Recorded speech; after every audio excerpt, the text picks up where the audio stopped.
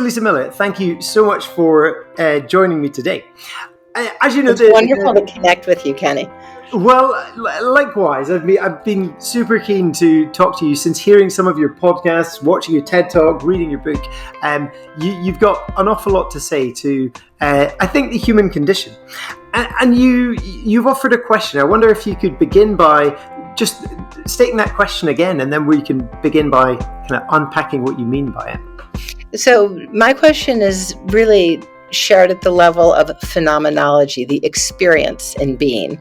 And I'm proposing if you and our community is aware of having the experience of being both a point and a wave, which is to say connecting into the distinct separateness in life, perhaps at the mechanistic and material level, and at the same time connecting into the unitive reality of life, the phenomenological awareness of being part of one sacred consciousness field. A point and a wave, it brings to mind the sea. Is that the kind of the metaphor, the image that you had in mind? Yeah, white caps on one ocean. That there is a distinction emergent in an instant, and in its deep essence and substance, we're part of one sea of life. Yeah. Okay, it's a beautiful metaphor. A wave is obviously has force, is measurable, is there for a time, but it's connected to the sea. Can you maybe begin? And it's emergent, as you say. A wave is emergent, so the sea is already there, right? And ephemeral too, right? So there for a time and dissipates again, becoming part of another wave. I wonder if you could help us kind of get into this idea of a point and a wave by maybe identifying a couple of your own experiences of maybe being a point, or perhaps that's something we understand better than being a wave or have the language for more. So Kenny, I was by very, very bright, extremely well-intentioned, kind professors, and before that K-12 teachers. In the air and water of my education, I was effectively brought into a view of the world where we are like billiard balls bouncing around, that you're sitting there and I'm sitting here, and we are different and we are separate, and maybe we have a few things in common, but it was really the model of life as billiard balls. It was a notion really of radical separateness, radical materialism. We exist insofar as you can detect us, measure us, height, weight, IQ, whatever it is, measure us up. And in my path in life, at the most important moments in my life, it quickly became clear that the idea that we're billiard balls, and even ever more so that we're somehow so-called randomly bouncing into each other, that the sort of foundational tempo or nature of the universe is random. That was an assumption with which I was also raised in the air and water of my education. We randomly bump into each other as billiard balls. Sometimes good things happen, sometimes unwanted things happen. Well, that was a model of reality, and it never, as a young child, quite squared with my early open-eyed, uncensored view of life. But after a good number of years of school, I started to look through life with those goggles as well. And it was only through really life-changing moments of incredible pain and despair, moments of resolution to that pain and despair, that I started seeing a model of reality that was much more consistent with the data in my life's path. So as a scientist, it seemed to me that the notion of a random universe of billiard balls bumping around did not hold the most transformative, the biggest catches in my life of meaning and direction and significance. It just didn't hold life in its most meaningful moments. And I'll give you an example. In the Awakened Brain, I talk about my husband and I really struggling, like down on the floor, miserable, struggling for 5 years to become parents. And when I used, door number one, the model of billiard balls, I went about this through a 20th century scientist lens. I looked up all the doctors in Manhattan, and then all the doctors in the northeast of the US, and then all the doctors in the United States who had the highest rates of conception for couples trying to become parents. And that approach yielded nothing but despair. Concomitant with that journey, in the Awakened Brain I share, we also were having a ego death, really a death of the illusion of radical control in our lives. There's a few things we can control. I can push the elevator button, I can get in my car, but if there's traffic and if the elevator takes 10 minutes or 10 seconds, we don't control 90% of life. And that other 90% started to show itself as a pathway, really more than a pathway, more really, I would say, rolling out the red carpet in direction to actually becoming parents. That was the ultimate journey. Shall I share a bit of that? I would love you to, if you're happy to. Yeah, it's a Great. really Okay. profound Well, story. okay. In our journey, I was young. I was only about 30, 31, and it had never dawned on me. We'd been married for about 5 years. We were married young, that naturally we'd be parents. We had the jobs we wanted. He was a lawyer. I was an academic. That's what we'd always wanted. We were living where we wanted in a city with nice friends, and everything was great until suddenly I started getting this horrible feeling, what if we can't get pregnant? So, we went off on a vacation. We went to the Caribbean. That's where people go to start families. And we came back thinking, oh, any day now we'll know the good news. And it was not good news, not at all. So we said, well, who gets one for one? And instead we went off into the Southwest. We went to Sedona, which had good energy. And we thought, oh, we'll get pregnant in Sedona. Came back. And again, it was not good news. And after about 6 months, I got this haunting feeling that something was wrong. And after a year, I said, we're delusional to think there's not an impasse here. So our greatest horror, got everything else we wanted. Well, the only thing that felt like it actually mattered at all to us was that we wanted to become parents, and it wasn't happening. So I looked up all the best fertility clinics possible, and I went to the first one, and I actually have to confess I felt even a little bit high on my horse. I'm so young, I can still get pregnant. And I went in, and they said, oh, there's nothing physically wrong. And we went through the procedures, no baby. We went through ramped up more procedures, no baby. And with in vitro, it's a pretty intense, invasive procedure. When it doesn't take, and that tiny little embryo that was there is now dead, it starts to feel like a funeral. It feels really depressing. So much so that my husband, I literally woke up one night and he wasn't in bed. I thought, well, where could he be? And then I worried what's happened to him. He was down on the floor, Kenny. He was literally on the floor, flat on his back. This is a Manhattan lawyer in his mid-30s, and he says, our lives are completely hollow and meaningless without children. Everything is for nothing. He was really depressed, and that's exactly how I felt. Well, right around this time of real despair, people started showing up in our lives in a way that was far too unprobabilistic to have happened by chance.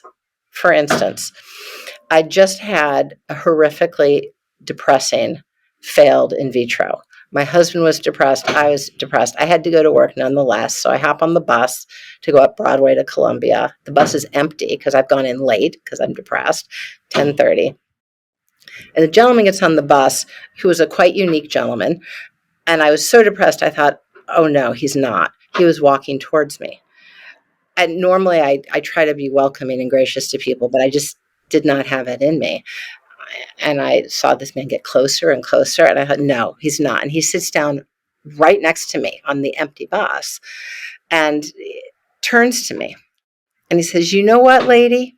You look like just that type of woman that would go all around the world adopting children. Okay, that is not a random universe. I would not be a scientist by any measure if I threw out the outlier. Right? That was far too unprobabilistic to have happened by chance. It never happened in the years before. It never happened in the years since. And like all profound synchronicities, it starts with a little bit of annoyance. Let me be in my funk, and you're not who I'd planned to see today. No, don't sit by me. And it is, in fact, a meaningful guide. Synchronicity is our greatest gift to open up a new door because it feels not as we've planned, because it is a kerfuffling of what the ego had planned for the day. So synchronicity really upends the ego, and that's part of its power. So this like, thank you so much for sharing, Lisa. So this, I suppose, interrupted the story you had about the nature of reality and suggested that there might be something else going on, and that something else, would it be fair to say, is personal? Like there's a force behind it that feels kind of interested and personal in your life. Yes, and it's not just me, as I'm not special. I'm an emanation like everybody else from someone who is very special. Source, my word is God, the universe. But, we this isn't just for a few of us. Every one of us is part of this symphony.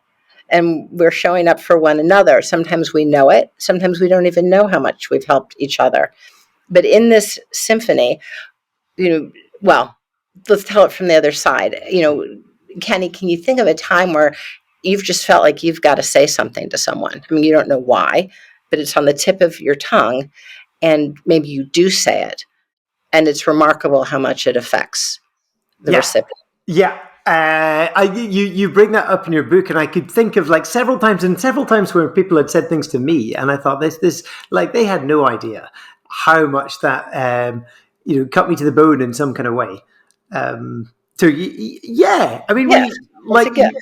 it feels like a gift, and it feels like it comes from elsewhere, right? Somewhere else.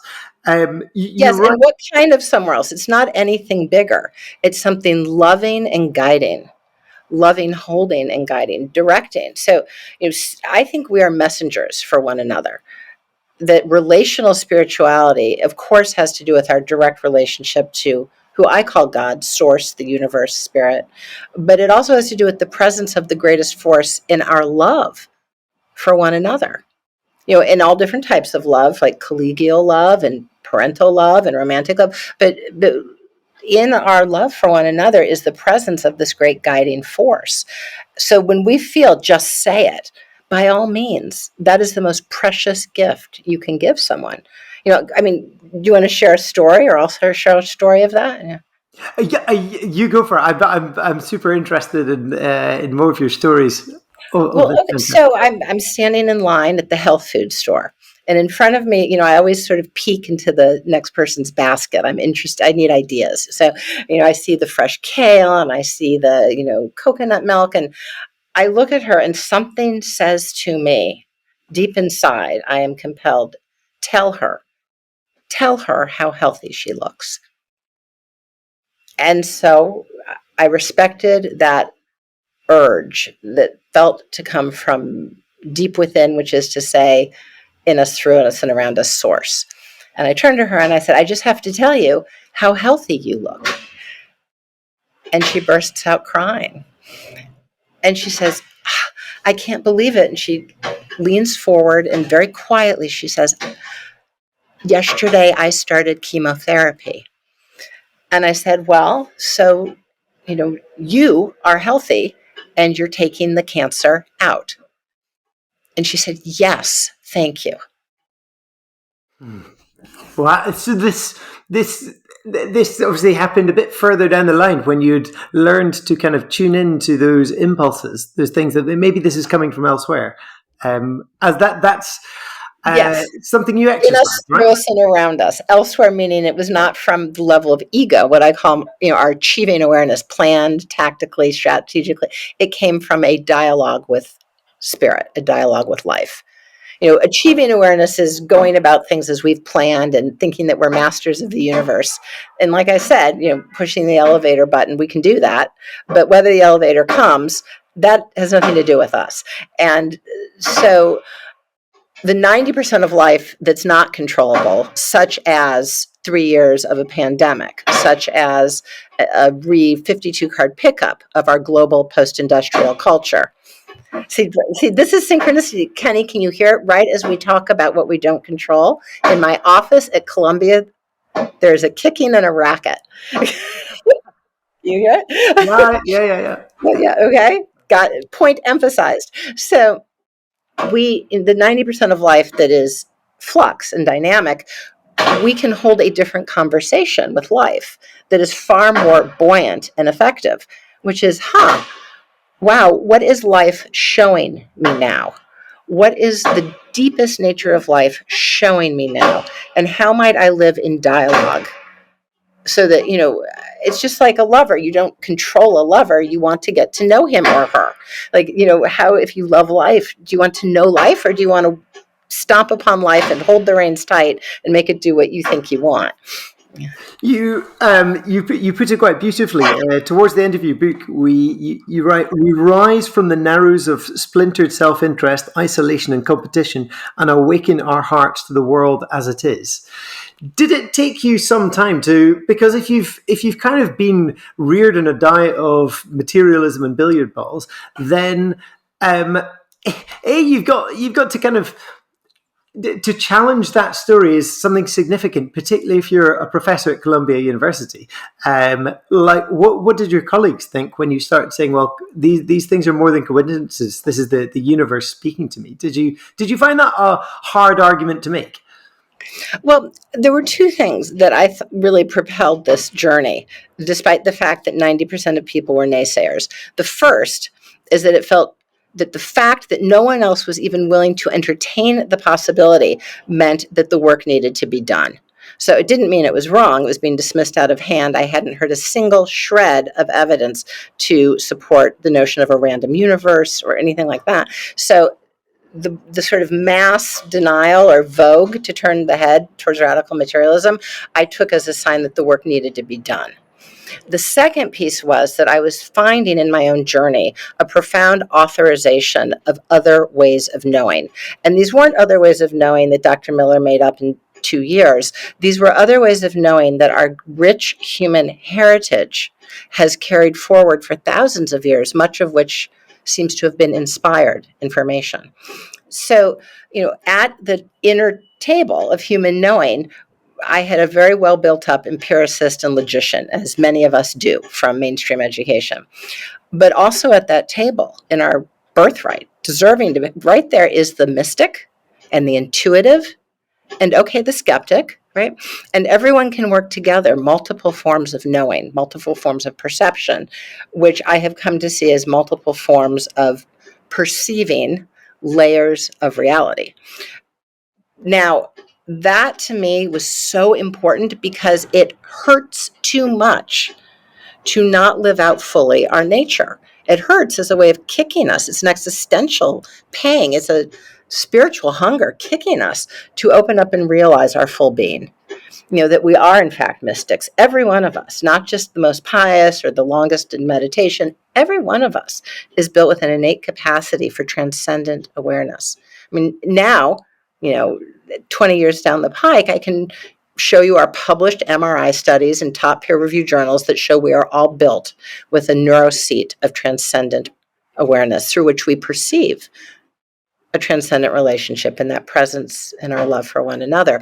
But back then, before we had access to MRI studies and before we knew what to ask, I was looking through the lens of epidemiology, and I could see in very same data sets that everybody else used, nationally representative data sets, measuring depression and despair and addiction, big one, in the same way every other scientist did, that the only factor amongst everything in the clinical or social sciences that really protects against addiction, that really mitigates despair, is spiritual awareness, a strong spiritual core.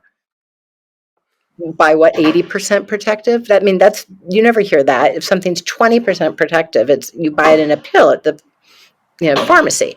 80% protective, a strong spiritual life is 80% protective against addiction, then it seems to me that the mass epidemic of addiction is because we haven't realized our spiritual nature. You can't locate that in an individual.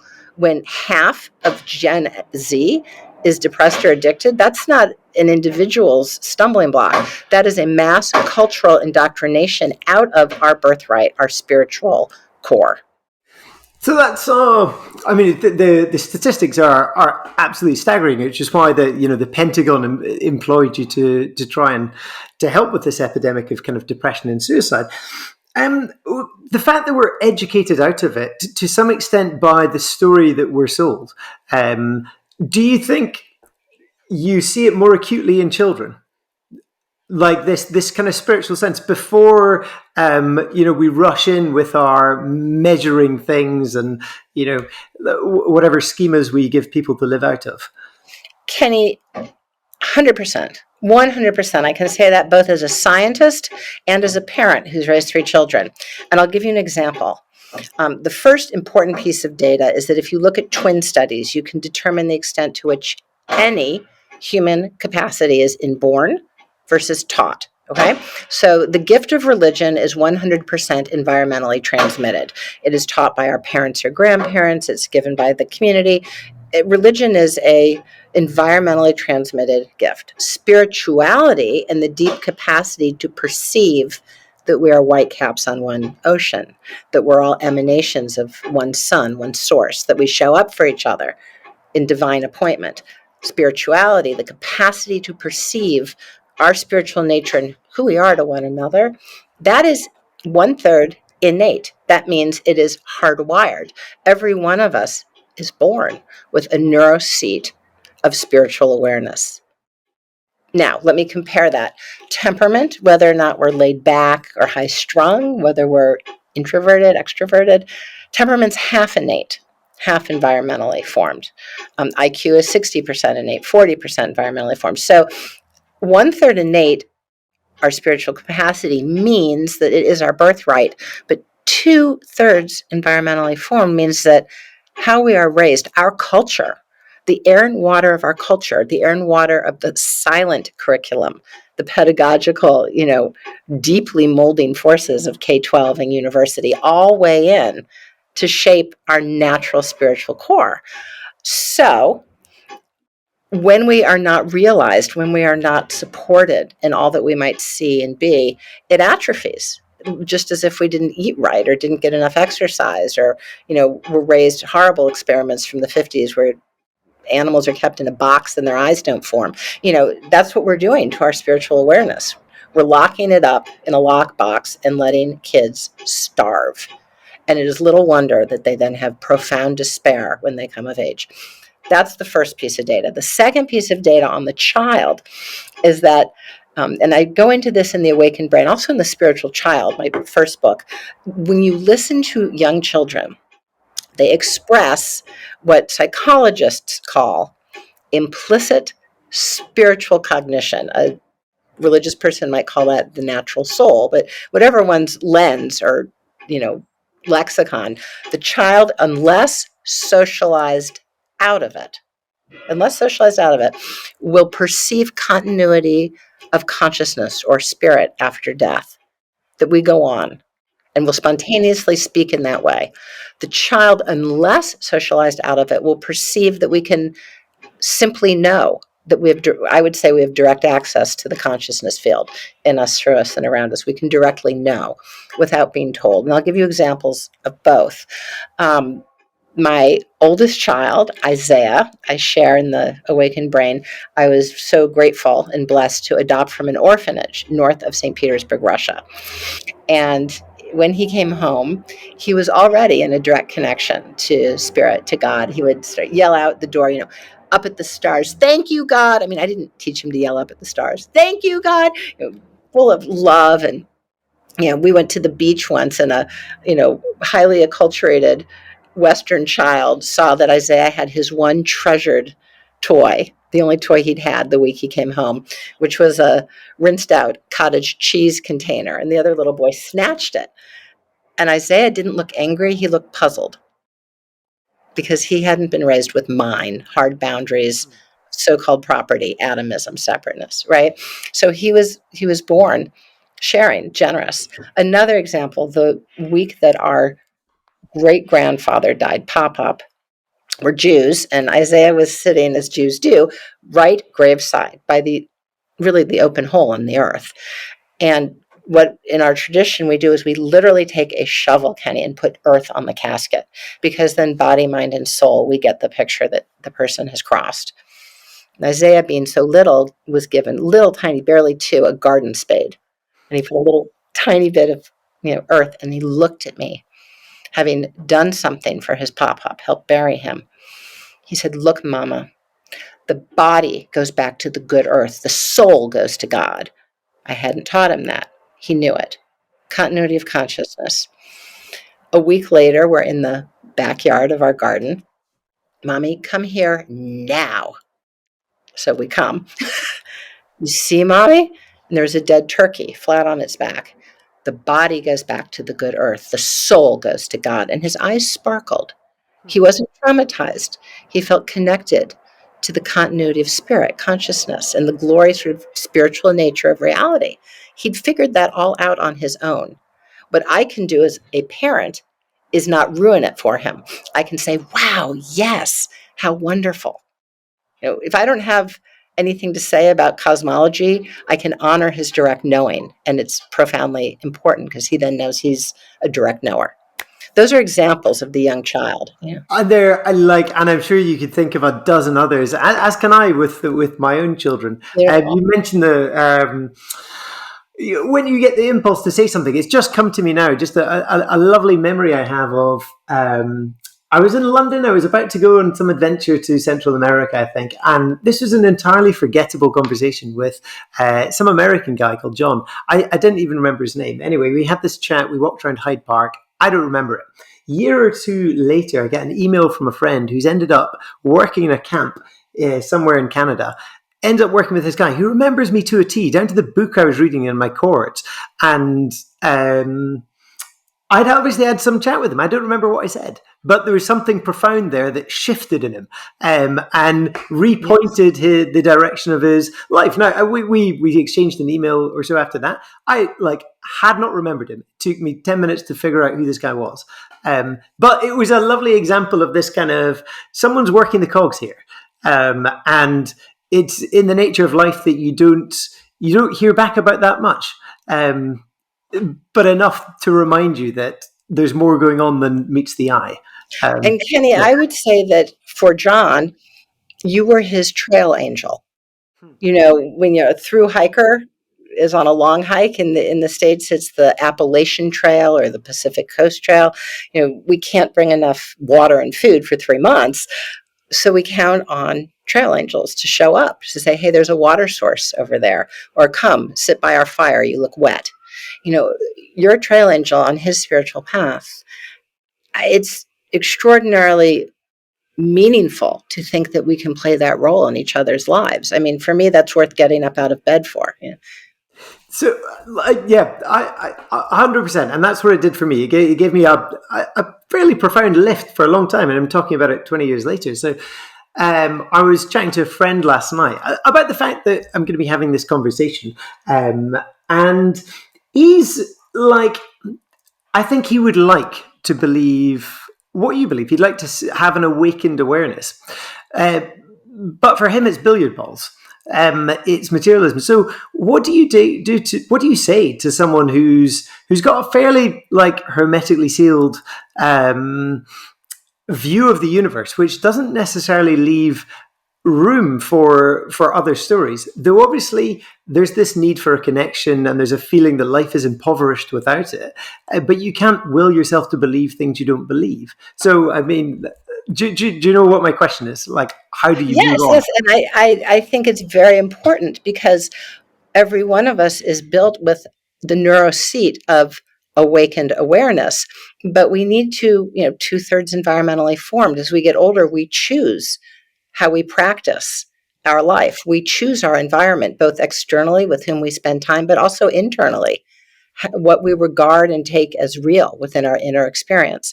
So I'd invite your friend to an experiment, perhaps invoke his curiosity, and also allow him the opportunity. I allow you, you allow yourself to authorize inner knowing as hard data.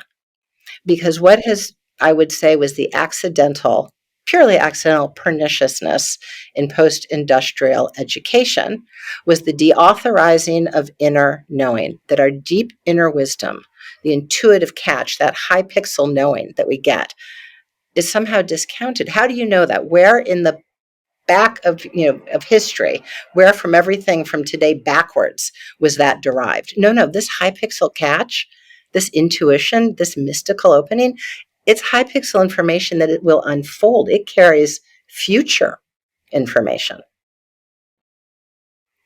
So the proof is in the pudding. But there is an exercise I do with my students at Columbia. Would you allow me just for a couple of minutes? Yeah. Great. Well, so at Columbia, my classes are the Spirituality Mind Body Institute. Every class is foundationally based in spirituality. And as we're doing now, Kenny, we wed our experience with science and listen to each other as trail angels. We're all here in a journey. I call it a journey group. So I'm going to share with you a core practice that we do. If I might, I'm going to invite you to take 5 breaths, clear out your inner space.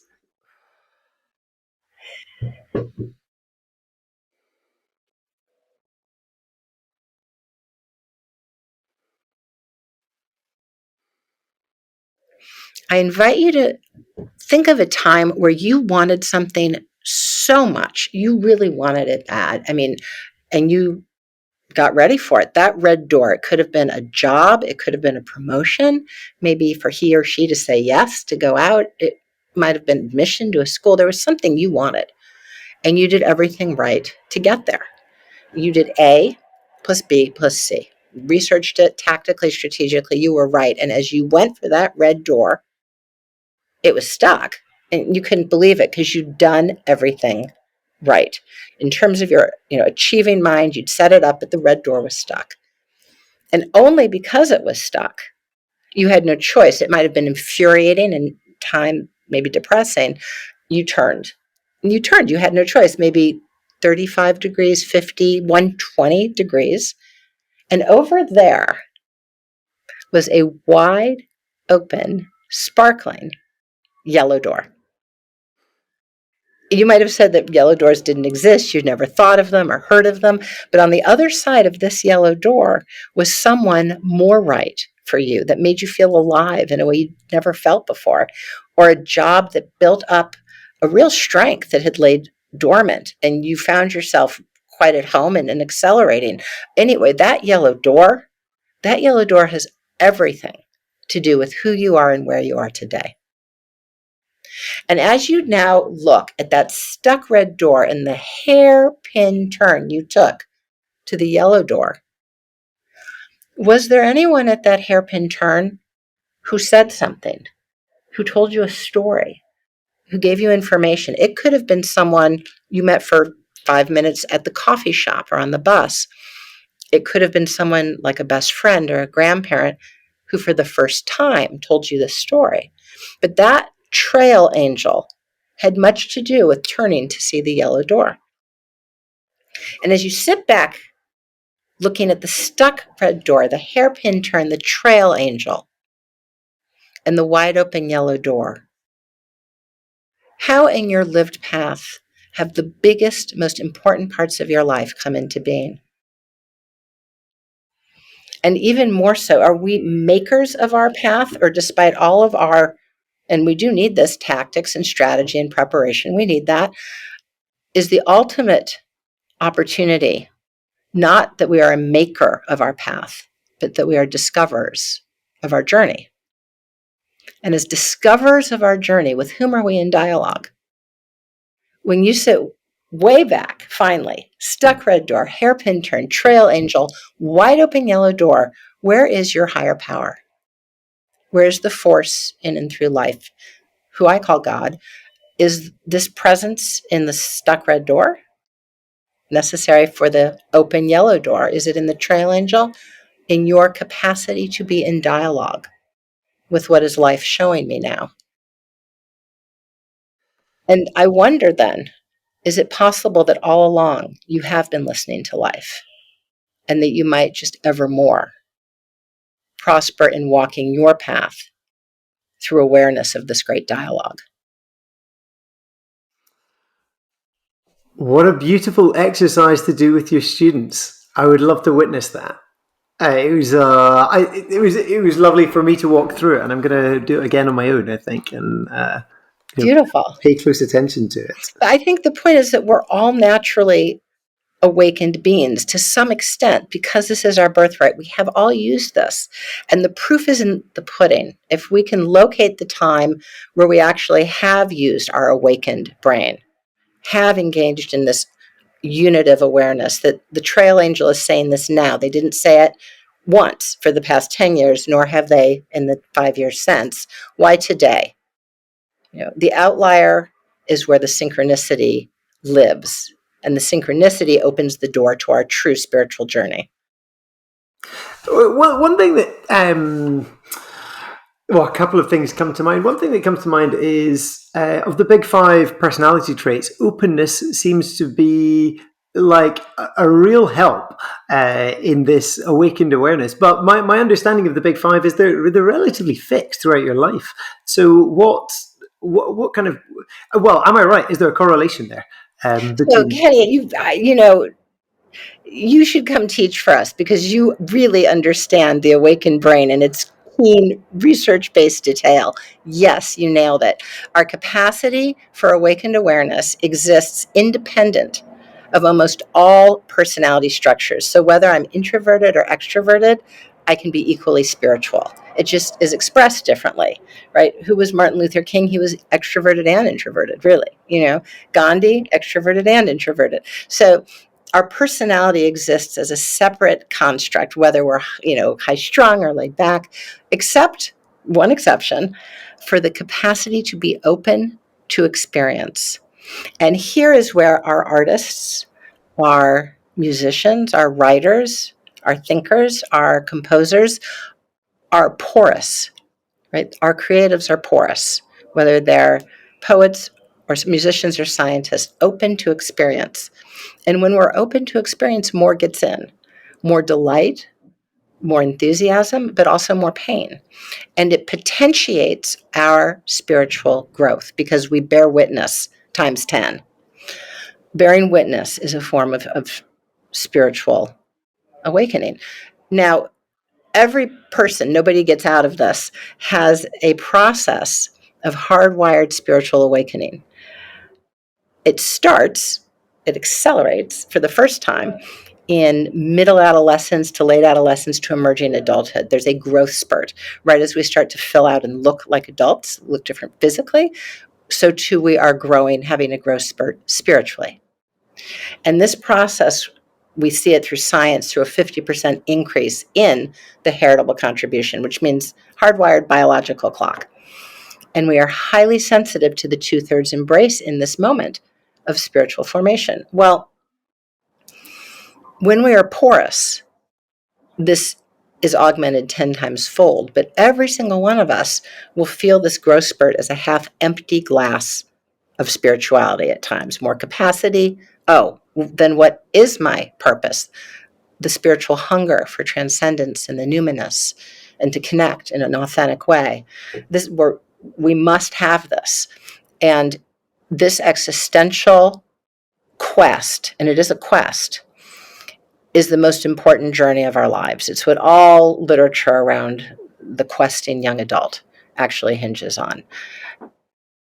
And unfortunately, our society is pretty silent on this, but it is the building block of the rest of our life. Well, this is a developmental depression. It's not psychopathology in the classic sense. It needs to be regarded. And this capacity to seek, we are best at as emerging adults. We can't stand hypocrisy. Why is it at our house of worship that they don't have the teachers by the front door on the important days? They have the people who've given money. That's hypocritical, right? We can't stand hypocrisy. And we love truth. We love authentic people. We love when people tell us their most precious stories, which is inspiration. So my point is that openness to experience augments this ever more so, but we all must go through a developmental depression. And when we do, if we say yes to it, what's on the other side is, hey, what is life showing me now? What is the sort of ultimate nature of reality about? Is it really about nihilism, like everything I read in philosophy? Or does my intuitive, does my mystic, does my valid knowing of the heart say that there is more to life than billiard balls? Does my inner wisdom, my awakened awareness show me, proof in the pudding, that when I do think that this synchronicity is a knock at the door and I say, wow, Kenny, I'm so glad that today you could talk so that now we could share this, the world opens up for us and others. It's a spiritual symphony. I feel like with our young people today, we've shortchanged them in so many ways, but one of them is there's not a rite of passage or a way of growing up. The sages, the elders, they're kind of maligned. People at the margins either side, and it's just the kind of those with jobs in the middle.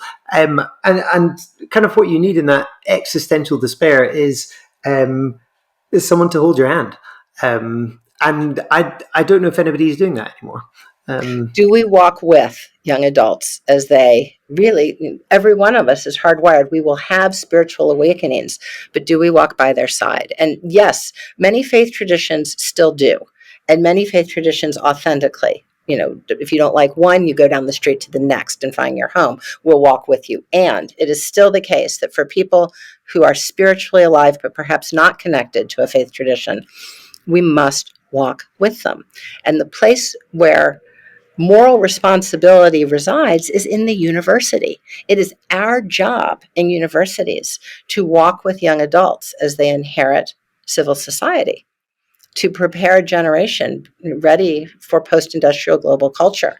And I shared with you, Kenny, we are holding Awakened Campus Global. We have people from Finland and Kuala Lumpur and Hungary, and it's co-sponsored by Oxford and Columbia. Everyone's coming from around the world. And I want you, Kenny, so much to come if you can spare the time, because this is a global convening on how the university must step up to reclaim its foundationally spiritual roots. We must, because absent a strong spiritual core, like the hub of the wheel, young adults are just wobbling. And we've done this to them right at the time of hardwired, innate spiritual awakening is when a university needs to show up and say, yes, this is the most important work you'll do. And here's how it's been understood in Hinduism and Judaism and Catholicism, and here from an existential point of view, and here from a humanist point of view. And let me tell you my story, honestly and open-handedly, as a professor of walking through spiritual awakening. It is through relationship that we really, in a trusted way, find guidance. So that's the job of a university, and we've done everything but.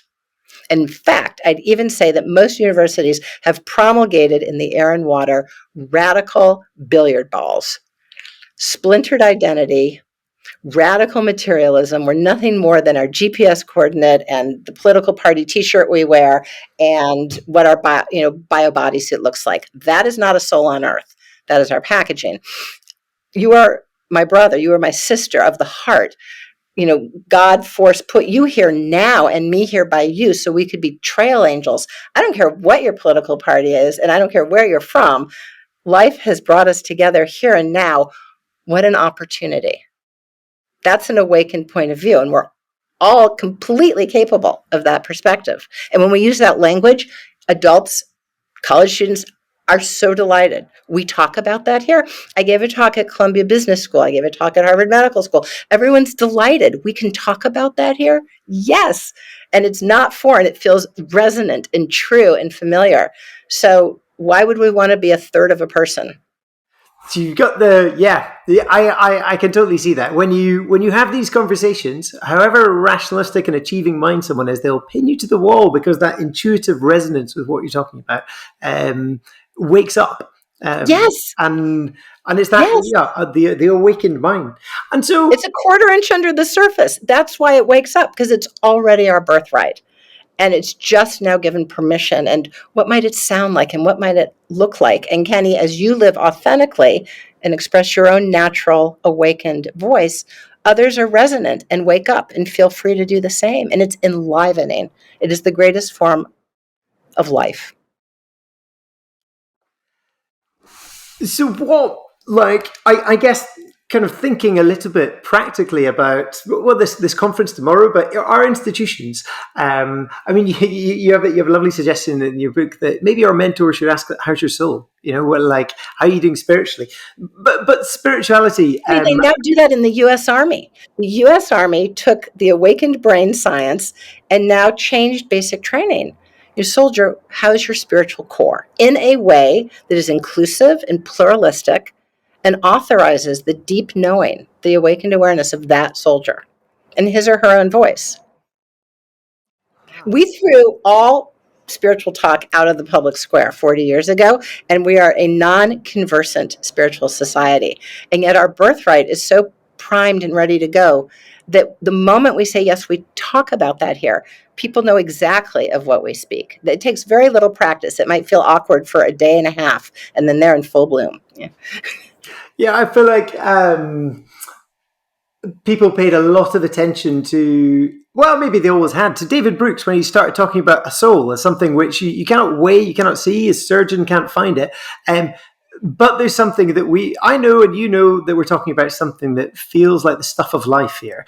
And that we need to pay attention to it if we're to live kind of full lives. So, and when we do, life is so much bigger and exciting. It doesn't mean that everything always feels good. It can be painful and it can be joyful, but our lives are so much bigger. I mean, it's sort of like going from black and white to color on TV. Everything is alive, and who you meet. I mean, Kenny, I got to meet you today. And what is discovered, and the whole world opens up when we say synchronicity is real, mystical experience is real. I share in the Awakened Brain mystical experiences that guided our path and opened our spiritual hearts. I mean, who would want to give up the 98% of living that is so profound and exciting and sacred? And bottom line, sacred. It's a sacred world out there. I guess like one final question on this that comes to mind is religions have ancient resources for cultivating our spiritual sense. Like you might call them the spiritual disciplines of kind of prayer and fasting and things like that. Does that come into any kind of institutional orientation towards awakening the mind, or what does it look like? I find it hard to conceive of in a very pluralistic society where battle lines are often drawn across belief structures. Like, how can we inclusively keep everybody in the room and talk about spirituality? Great. So may I share two thoughts? The first is that because we threw all religion out of the public square, say 40, 50 years ago, post-industrial global culture, whether it's UK, Germany, US, Canada, we became a spiritually non-conversant society.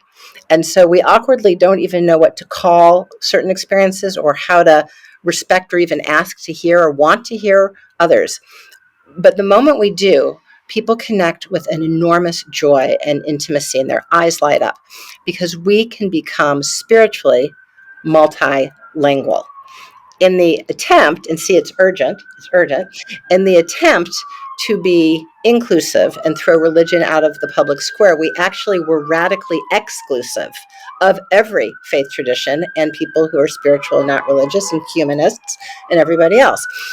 Can we invite people back in to speak from the universal spiritual heart in the language, in the first person of their own spiritual experience, which may or may not include the 2/3 of a religious embrace, the 2/3 that's molded by one's environment? Well, in my class at Columbia, we do this. One woman will say, when I came of age, became fertile, my grandma, she tattooed me. And it linked me to my mother and my mother's mother and my mother's mother's mother. And the next says, yeah, I got that. Because your grandma is who you're talking about. My grandma, she taught me to pray. And when I think of God, it's sort of God and my grandma all rolled up into one. And someone else says, yeah, I got that because my grandma, she's passed, but she walks with me. And when my back's against the wall, I can hear my grandma in my mind's eye.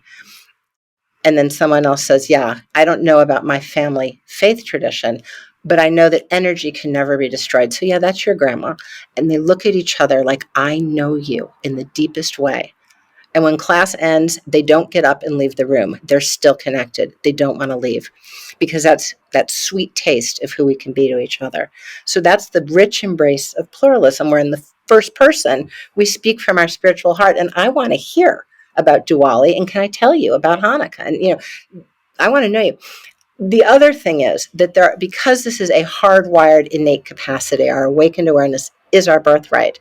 We have developed ways in the language of life of strengthening through the Spirituality and Mind Body Institute, strengthening spiritual and awakened awareness. So may I do a 90-second practice with you? Please do, yeah. I'd love that. Great. Thank you, Kenny. I love that you're sharing the journey and open to practices. It's beautiful.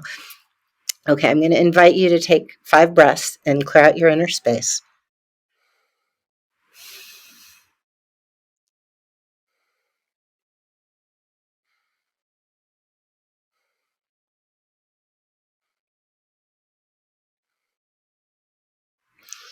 I invite you to set before you a table in your inner chamber. This is your table. And to your table, you may invite anyone, living or deceased, who truly has your best interest in mind. Anyone living or deceased who truly has your best interest in mind. And with them all sitting there, ask them if they love you.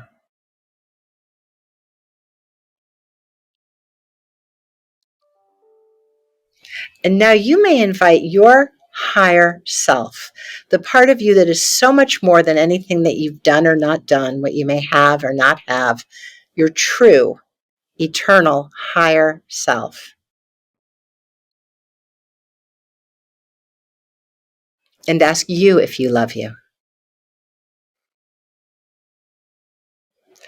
And now finally, you may invite your higher power, however you know, whatever your word is, your higher power. And ask your higher power if they love you.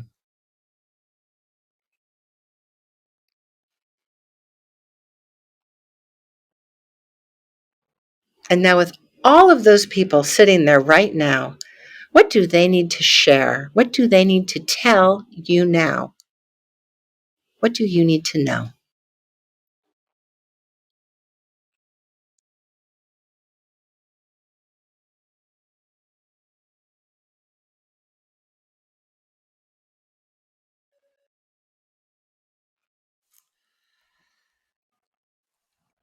That's a very affecting exercise, Lisa. That's thank you. I'm grateful. Does it? This May is I our ask? birthright. This is our natural awakened awareness. This is our birthright. No one can ever take that away from you. No degree of trauma, no degree of false messengers within or without a faith tradition, a school, a family. That is yours. It cannot be taken away forever. That is your natural seed of transcendent awareness. Does that exercise has it? Whenever you've done it, has it always been positive? Always. It's Always. amazing, isn't it? Because you seem to open the door to potentially the dark recesses of your mind and your soul, and actually what comes through is, the awakened awareness that you're talking about. So, thank you. That was a practice I had wanted so much for years in the work here at Columbia, to have a practice to help people immediately connect to what we now know as our birthright, our awakened awareness. And that was a gift. I always want to thank my teacher, and that was a gift from the late Dr. Gary Weaver. And I've done that practice, Kenny, with midtown bankers and lawyers, homeless kids under the Brooklyn Bridge, the U.S. Army. Thousands of people have done it. Students, everyone's done. No one has ever objected. That is in the language of life. This is who we are. And it only good comes in because we're not handing it over to just anything bigger. When we hand it over, as the 12-step programs know so well, we hand it over to the deepest nature of life that is loving, guiding, and holding, who I call God. But when we hand it over, we're handing it over to the higher power that's loving, holding, and guiding. There, always, always. It's like like you said, since religion was kind of, or spirituality seemed to be banished from the town square kind of 40 years ago, we lost that language. And we're so impoverished without it, it seems. It makes me think of,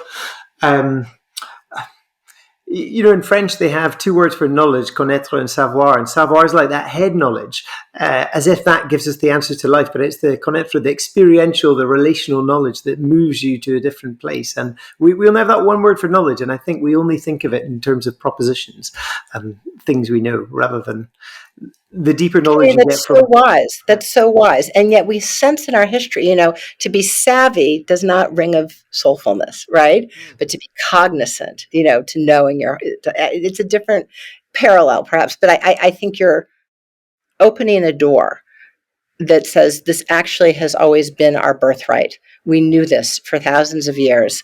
And there was a scary ice age, radical materialism, radical splintered identity, radical separateness in the 20th century. And the pain in our culture most acutely in the spiritually emerging young adults is the hunt, the spiritual hunger to renew our whole being, to recapture our natural awakened awareness. Our soul is at the center of who we are. Well, Lisa, that's a really beautiful place to end. I'm so grateful for your time and your thoughts this afternoon and this morning in New York time. It's such a joy, Kenny, to connect with you, fellow sojourner. Well, And my journey group. Yeah. What did you say? Traveling angel. You are a trail angel. Well, trail angel, that's it. Yeah, trail and angel. many people, Kenny, you're a trail angel. Well, I was very much saying that of you. So thank you very much for coming on Examined Life and hopefully helping point people towards bigger stories that kind of hold us more effectively than the one we're often sold. And authorize us to speak the truth. Yes, indeed.